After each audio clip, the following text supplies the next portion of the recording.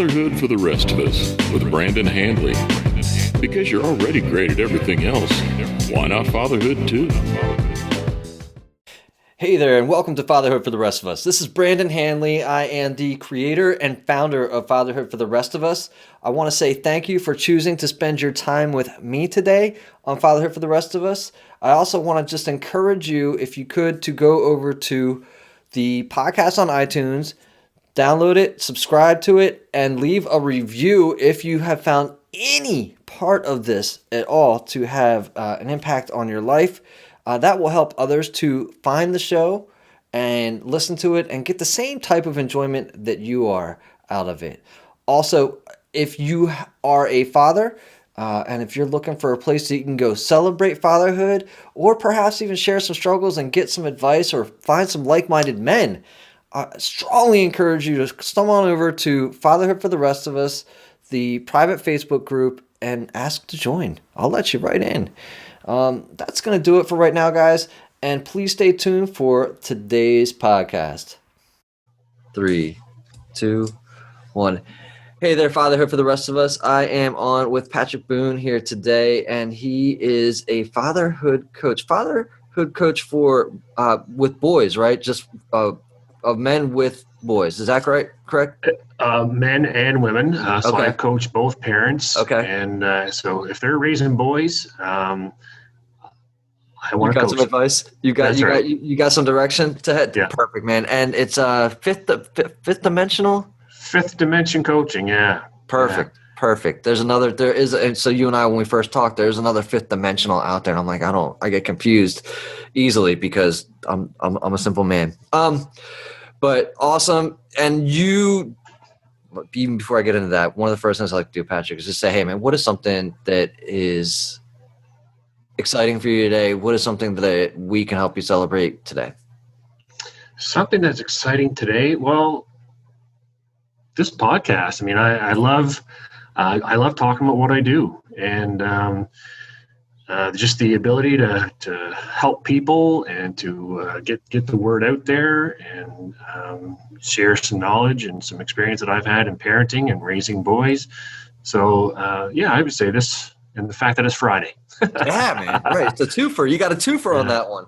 Yeah. So we were talking a little bit before the official interview got going here, and you run a group for parents,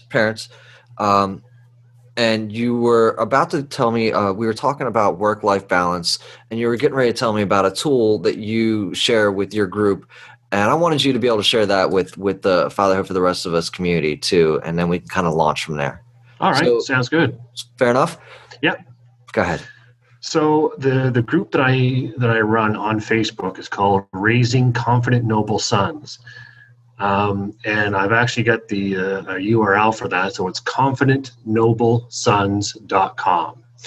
So the other day I created a sheet. So what we were talking about is life balance. And we tend to think of balance as a teeter-totter. And through life coaching training and just kind of applying my own thoughts and experience to striking a balance, I came up with a tool that really looks like an equalizer. So a sound equalizer on a stereo system. So each line on the equalizer represents a different aspect of life. So your finances, your family, your business, all those, 9, 10 aspects of life, spirituality, everything.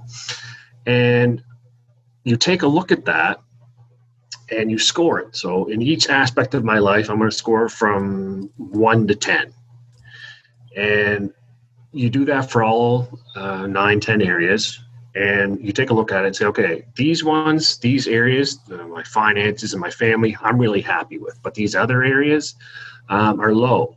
So then I kind of switch from scoring it as an equalizer to say, okay, look at each one of these as kind of like a bank account. Which areas that I scored high in can I borrow time, borrow resources, time, money, whatever, to bring up the other areas? without totally letting go of the areas that I'm happy with. Right.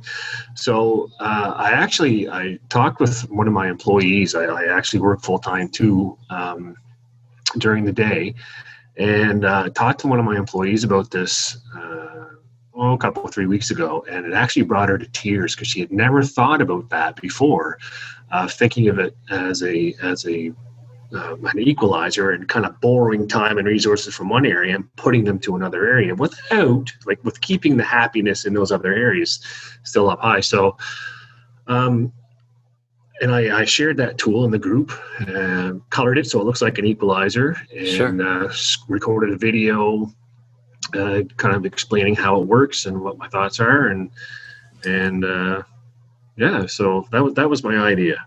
Awesome. No, that's a great idea. I mean, immediately it brings to my mind just as a dad, I mean, as a father, as any dude who kind of grew up like listening to music and hard rock and all that stuff back in the day, who didn't have like the little equalizer, like you just wanted to finally tune it or just make it loud or hear and without sacrificing the overall sound. Right. So I love the image of creating an equalizer that you can adjust to your life without sacrificing the overall quality. Yeah, exactly. That's exactly it. Yeah, that's a great idea, man. That's great. What inspired that? I had done a previous version of, of that in Word, and just the way I did it up, it wasn't striking enough. It didn't capture the attention and didn't explain the whole process. And I can't remember. I think I looked at another image somewhere online. It's like, geez, that looks like an equalizer. And then just two clicked and nice. Away I was. Yeah. Nice. Have you named the equalizer? Like, is it what is it, or is it just the equalizer? Yeah, I'll have to get back to you on that one. I can't remember. It was a few weeks ago that I did that, so I can't remember the actual name of it. No, I love that. And I understand that too. Like we were talking about earlier this week, I gave a webinar on patience, and I was trying to tell my wife about what I was talking about. I completely spaced on what I'd even done like 3 days before, even though I put it all together, big old presentation, and everything, and I was like, I forgot what I even did. All right. We are dads, right? Look, I mean, give us something. I haven't burnt the house down recently. Right. So what got you inspired to head into this area? Because, I mean, you've got from all sounds, a fairly decent life career. You've been multiple entrepreneurial ventures. What makes you decide to take on the challenge of being a coach to parents? I coach hockey and I've coached it for almost 10 years. And of course you run into all sorts of different situations, home life situations, and boys who the results of that home life come out in different ways, right? And the thing is, I guess I've been given the gift of empathy, and you can kind of, I see how it makes them behave. I know how it makes them feel, and I'll share a story with you. So I coached a guy, young teen, probably 14-ish years old, and in between the first and second period of a game, he skated over to from the bench over to the other side, and looked like he was going to talk to his dad. And I thought, that's kind of strange, because I mean, the coach normally talks to player in between periods. So he come back, and I said, did you break your stick or something, and we want your dad to go get your stick? He said, no. He said, I jammed my hand in the door of the car, and I just wanted him to show it. I wanted him to see the injury. Okay.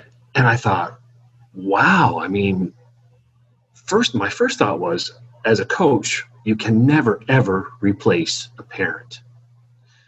The impact and the love that a parent has for a child, for their own child, You can never, ever replace that. I mean, we can influence kids, but we can't replace what a parent has and does for their child. And knowing the background, or at least seeing it at the rink and hearing about other stories, you know that there's a lot of pain in that household. And I thought, wow, there's got to be a way that I can help these guys more. And I ended up getting my life coach certification there about 2.5 years ago. And and I just got into that. And because of that type of thing, like to see the pain and still want to influence kids. And the best way I thought to influence the kids is to help the parents. Yeah. No, you're absolutely right. And I get excited thinking about it. And the other thing that you and I were talking about before this was, how I'd taken on a coach for sales before, and the impact that coaching had on me as a person. While I didn't direct all the stuff that I learned to sales, I ended up taking a lot of that stuff and directing it just towards personal growth. Mm-hmm. And the impact that it's had on me is showing up and influencing my children. Right. Mm-hmm. So that's, what you're doing is you're just trying to help the parent along so that, they can kind of stabilize themselves or enhance themselves, amplify what they're already good at. It's not even necessarily a matter of stabilizing themselves. I mean, again, we can look at this in kind of business terms, because I think a lot more people understand it in that manner. But just say, hey, look, whatever you're good at, whatever you're already great at, let's amplify that and throw in a couple of other small tools that are going to help you make you that much better at what you already do well. Mm. Yeah, I mean, actually, you kind of hit the nail on the head there when you mentioned what was the word? Jeez, it just left me. Oh my heavens! It wasn't enhancement. Jeez, Amplify. Amplify. There was something else. I think started with S. You got me, brother. I said it, but I can't recall it now. I've let it go. Anyways, I should have marked it down. Anyways, it is. I mean, I focus on leadership, and I mean, I've held a lot of positions in leadership, in management, in consulting, in my spiritual life, actually as a father, and so forth. So I've been in a lot of positions that require people to look to me and say, okay, what do we do next, or where do we go from here? And parenting is so different. A parent, and I include myself in this, a parent basically says, if I'm going to offer some advice to a parent, it better not be unsolicited. Oh, right. Yeah. Because we're sensitive. We are sensitive as parents. I mean, we don't want anybody telling us how to parent. And so I mentioned to you in our conversation earlier about trying to find where I fit into all this, as beginning, just kind of getting started a few months into this whole coaching career. It's just finding where I fit and how I can best support parents, and not just in tools. I mean, you can go to Google and you can search for any sort of strategies on how to deal with X, Y, or Z. Yeah. And so that's not my passion, but my passion is to build parents up, to support parents, so they can make their own decisions and feel confident when they make them. Yeah. I think that there's also the connotation of some coaching where maybe people feel like it's being told how they ought to be, right? And it sounds to me like, that's not where you're coming from. It's like, you're not digging for dirt here. We're not, nope. We don't have a conversation to find out what's wrong with you. Again, let's dig for some gold, right? I think that's an Andrew Carnegie thing. It was like, they asked him how come he had, 41 millionaires back in the day. And he goes, well, when you work with people, you don't go digging for dirt, when you go digging for gold. That's right. That's where you find the value. And it's just a matter of removing kind of all that dirt and finding that gold in those people and letting them see that.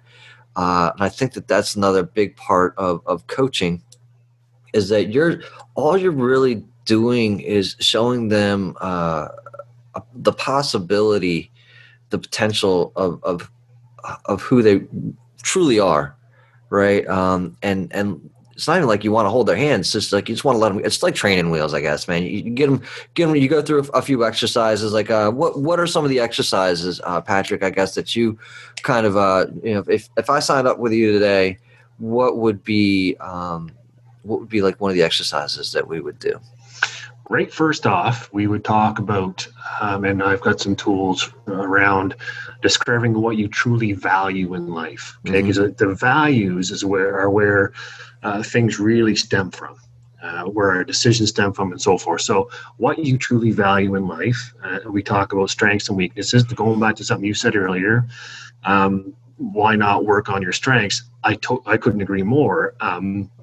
You can continue to work on your strengths, but also you can say, okay, how are you strong in that particular area, and how can you use how you got there, how you became strong to bring up these other areas that impact parenting. Absolutely. Right. Yeah. So it's almost like a SWOT analysis for a parent, really. I mean, when you're taking a look at your strengths and weaknesses and opportunities and threats, and it's kind of Sun Tzu says, if you know yourself and know your enemy, you won't need to fear the results of 100 battles or whatever it is. And it's so true. I mean, that's with parenting as well. You got to know yourself, and you got to know who you're working with and what's out there, what sort of threats, and just work within that. Right. No, that's great. For anybody, and it's possible there's somebody out there who doesn't know who Sun Tzu is. Who's Sun Tzu? Why make that reference? Okay, Sun Tzu, yeah. So he was a general back in China, back about 2,000 years ago, and maybe longer. It's around 2,000 years anyways. And he was a master of war. I mean, he knew how to go to war, and so he put together 12, I guess, chapters of a book to go over and to share his knowledge of war strategy, and I believe it's called The Art of War. That's right. That's right. Yeah. So that's right. I've read that, and I've applied that knowledge, I guess, to parenting as well. Yeah, well, hey, look, if parenting's not a war, I don't know what is.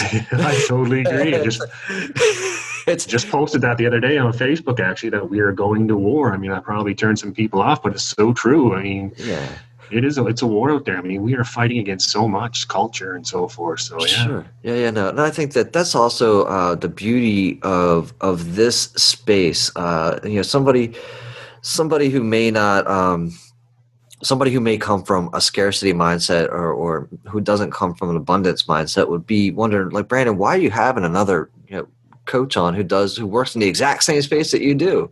Mm-hmm. Well, there's a couple reasons for that, man. You're working you're working in a different angle than I am. You're a different person. I can't help how many fathers are there out there. I don't know. I can't help them all to begin with. I can only help the ones that want to be helped by me, and I can only hope that if somebody needs help and is looking for it, they hear you and they're like, that's a guy I can work with. That guy understands me, and whatever. You go with the people that you know, like, and trust. There's millions upon millions, if not billions, of fathers out there. Dude, there's enough. There's enough. So absolutely, I couldn't agree more. And it's exciting to be in this space because it is kind of a challenge, right? It is kind of a challenge. It's a challenge for ourselves to find that right mix of who it is that we're actually working for. I mean, because we're not working for ourselves. We're working for the other parents, the other fathers. We're working for better lives for the children, right? Therefore, ergo, we're trying to do is make it a better world. That's right. That's right. That's so true. I mean, it gets kind of deep, but look, man, if the two of us can help as many people as we can, and share the word that somebody else is doing it as well as I am, then I think that's kind of cool to be able to do. So I'm excited to have you on, and for those reasons. We actually kind of met up just over like a random thing, and I just found out that you were in the same space. I said, let's talk. What are you doing? And share some ideas of what's working, what's not. Just like any other industry. Right. Yeah, that's exactly it. Right.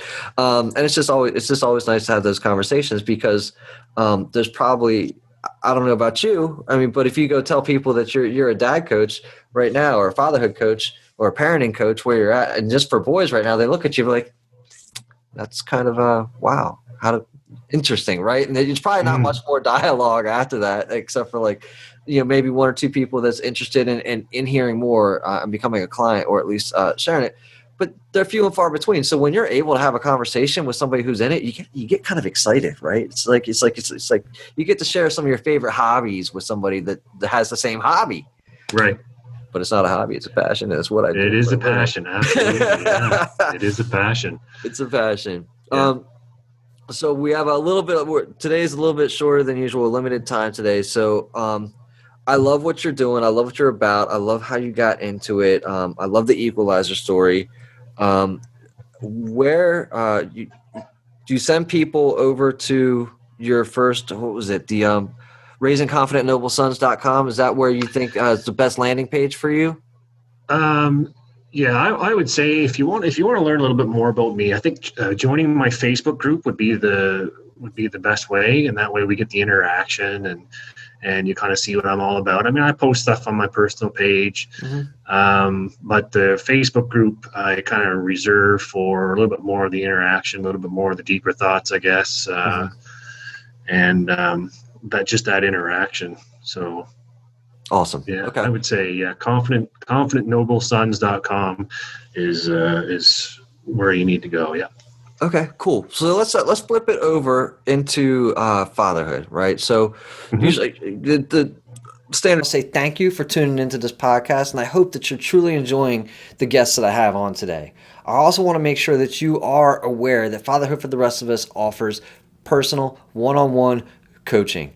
If you are a father out there who's been afraid or don't know what the next step is to take for you and your ideal version of life, reach out to me. Let's have the conversation. We'll see if you and I are a good fit. And if you are, I just want to help you. I want to serve you and get you to where you want to go, right? I'm not trying to get you from A to Z. I just need to help you to get to your next step. And if I can help you do that, man, it's going to be amazing. And you'll see that you'll be up and running after those first couple of steps.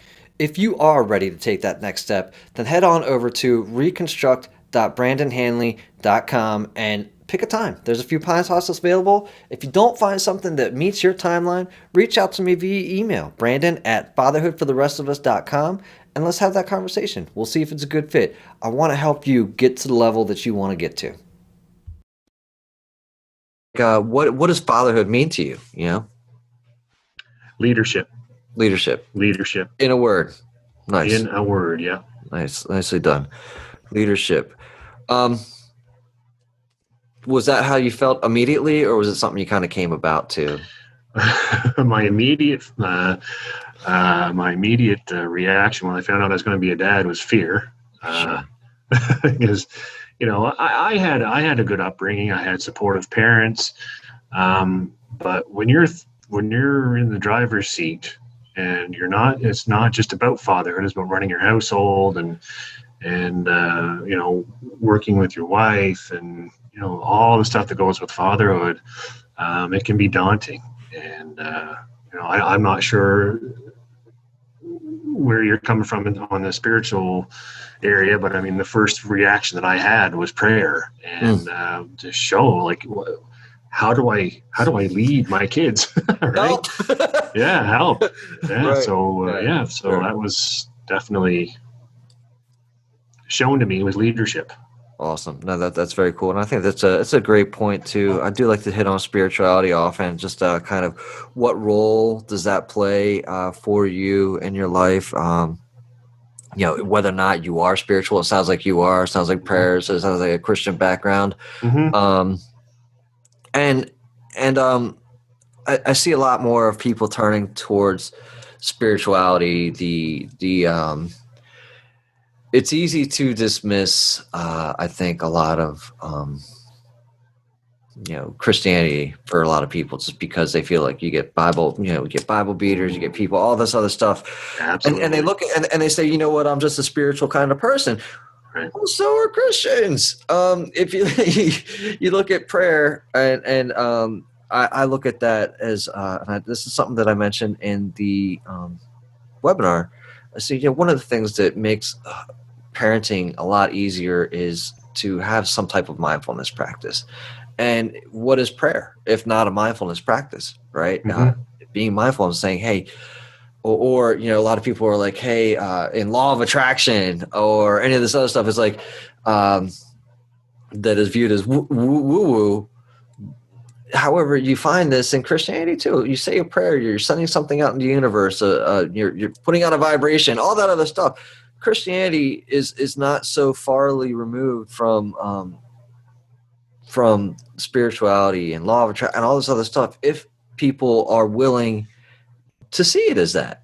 All they're willing to see though is this book and somebody and a burning cross, something crazy, and so I think Christianity is a great thing if that's your thing, right? Mm-hmm. And I think the spirituality, you've got something that works. Mm-hmm. It's pre-made, man. It's like wow. Some people aren't big fans of. I love making dinner from scratch, right? I make a hell of a mess, right? But Christianity, you got a whole recipe book. You're like, oh, hold on a second, I got something for that. I got muffins over here, right? Something like that.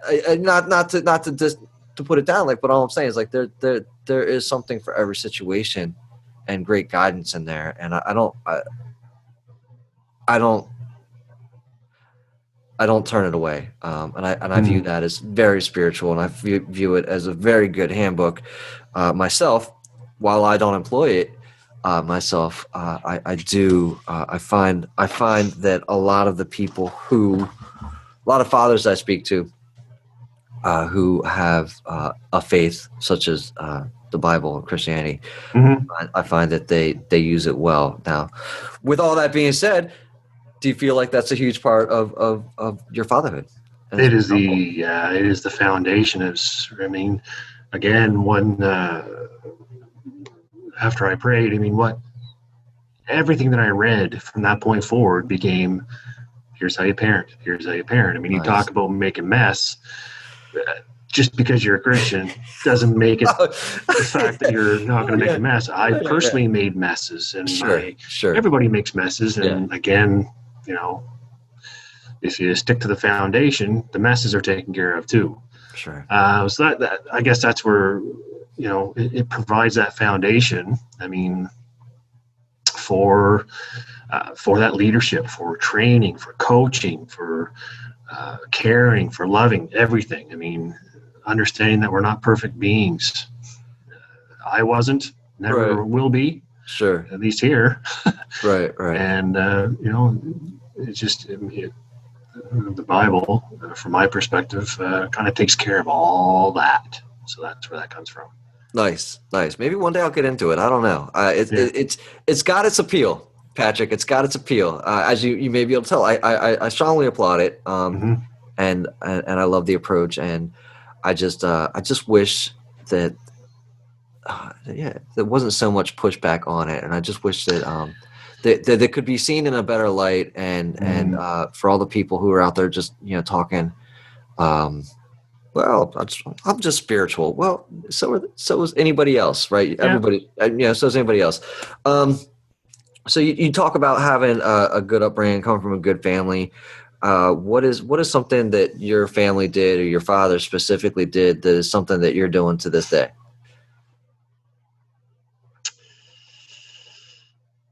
So a specific act, you mean, like just a trait, right? Maybe your dad was always like, "Hey, let's go get ice cream on Sundays." Maybe he was like, clean your room before something happens. Something dad-like that you're doing.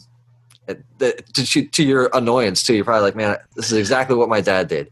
Okay, so here's something. Here's a quick story. I got into a fight at school. I was in, grade 11 or 12 or something like that. And I would say I grew up in a strict home, but we had rules, and we were We were told to follow the rules.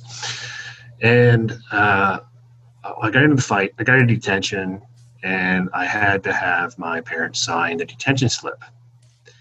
So I thought, Dad's going to kill me. He's going to kill me. And I showed him the detention slip. He read it over. He signs it. But at the top of it, at the top of it, he writes, "Much ado about nothing."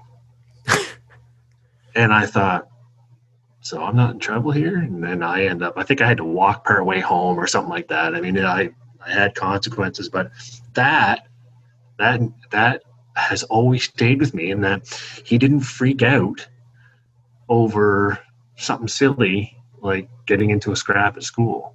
Mm-hmm. You know, I could, if it was a different story, if I was getting into a fight every other day, then I'm sure there would have been different things going on. But that one fight, he's like, "This is ridiculous. Like, why are you giving him a detention over this?" And it wasn't even a major fight. Right. And so I've applied that by not freaking out when I hear some things that are going on in my boys' lives. And what I tend to do, and I do this as a manager as well, is I look at the bigger picture. Sure. I step back to that 30,000 foot level and say, okay, here's one thing that's happened. What else is going on in this area or a similar area? Is there something else bigger here that we need to take a look at? Right. So I guess that would be something that my father taught me younger, and how I've applied it myself. I think that's really cool, because it's just one kind of moment that set a tone for the rest of your life. Yep. Right. And that's awesome. And that's what kind of, parenting and is about. And especially being a father is like, we have the opportunity to make the smallest, like seemingly smallest at the time impact. Mm-hmm. But that all he did was write a note, right? All he did was not freak out. But look at how it changed your life. Mm. That's great, man. I love that story. Yeah. I love that. Do you have what is your biggest recommended book for parenting? Ooh, somebody comes up and says like, "Hey, I'm parenting is making me crazy. What's a book?" Boy, oh boy. To be truthful, Brandon, I never read a parenting book per se. I mean, I've read parenting articles and so forth. Yeah. Other than the Bible, getting spiritual again, the Bible would be number one. Sure. And to be able to understand that's a given. Yeah. But you know what? Pretty much any leadership book. Mm. Do you have a favorite leadership book? Well, right now I'm reading one. It's Darkest Hour, and it's about Churchill's leadership. They just made a movie about it, so it's about the movie and what they covered there, and some really, really cool things in that book that you can apply to leadership and parenting, and so to narrow it down to one, I mean, that's tough. I mean, other than, like I said, other than the Bible. Favorite top five favorite all-time leadership books. Boys, oh boys. I'm not great with titles at all. I'll have to get back to you on that one. I think, Brandon. You know what? We're gonna have to stick with them. Gives us an opportunity to follow up at least, right? Yeah. Top 5 leadership. Because look, man, what's cool is that you've had a lot of these positions, and you've been a leader in many different areas and facets, and you're finding that your true calling, your primary purpose is really to go out there and help other parents, because that's what's in your heart. I love that, especially coming from somebody, again, because you could theoretically, I'm sure, but stay in management, stay in corporate, direct, and do all these other things for the rest of your life. And hey, maybe eke it out and do just fine. But it doesn't have that same fulfillment, right? Not even close. Yeah. So, again, this is why it's great to have the conversation with somebody who's working in the same field as you, right? Now I kind of get it, right? Like little people just kind of geeking out in the corner about whatever. If 10 years goes by, what is one thing you'd like what would you like to thank your children for? thank my children for.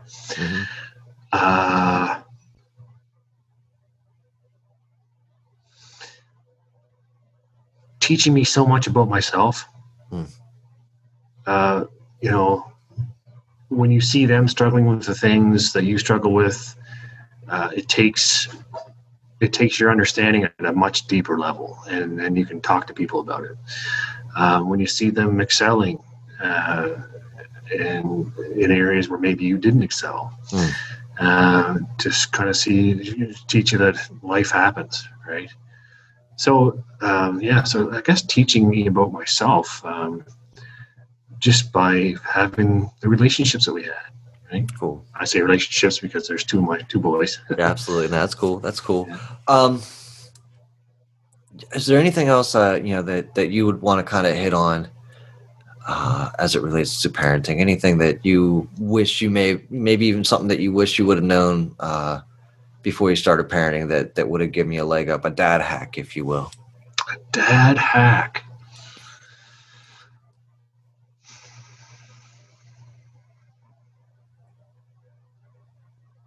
A dad hack.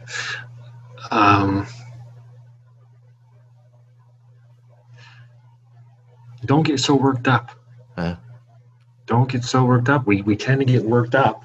I mean, there's times, I guess, when you have to get worked up a little bit, but there's things that you don't need to really concern yourself with. As dads, our job is to protect and provide and so forth. And, you feel like such a failure at times, or you can feel like such a failure because you're not providing enough, or you're not, doing enough for your kids or whatever. But,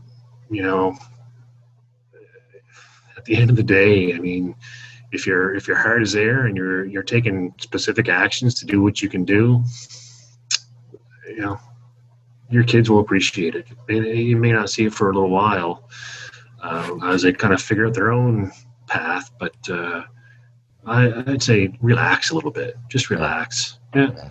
That's a good one. I think that it's really hard, and it's like you said, we often, as dads and as the provider, as the stabilizer, as the person who's supposed to be doing all these things, sometimes we don't give ourselves the credit we deserve too. Oh yeah. We're like, hey, you know what? Maybe you didn't land that double bounce over. Then you didn't hit that just right, but you tried it. You put the effort in, and a lot of people may not have done that. And so there's a lot of times I think that dads don't give themselves the credit that they deserve. And I think that that's another big aspect of, and that's a part of the type of the coaching that I do, and probably something that you weave in there as well, is like, listen, take a step back. Here's, again, take a look at all the things that you're doing well, and you'll focus on the things that you're doing well, and you'll see that kind of curve up, right? If you can focus on those a little bit more. And I really like what you said earlier too about maybe you are weaker in certain areas, but if you can apply a lot of you can find what makes you so strong in these other areas and apply some of what's making you strong in those areas in some of your weaker areas, that'll help you bolster up as well. I love that. Yeah, that's great. Great points. All right, brother. Patrick, I appreciate you being on here today, taking the time out of your busy day, spending it with Fatherhood for the Rest of Us, talking to these gentlemen. Every once in a while, a lady will listen to the show, and I just appreciate you taking the time. I love the work that you're doing out there. I know that you're going to really help out a lot of men, a lot of parents, and I say men too, because look, I mean, you're targeting young boys, and they're going to turn into great men, especially if some of the parents that come and work with you are able to understand what it is that you're really offering them. Yeah, I really appreciate the opportunity to be here, Brandon. Thanks so much for reaching out, and this has been a great conversation. I really appreciate it. Absolutely, Patrick. Thank you.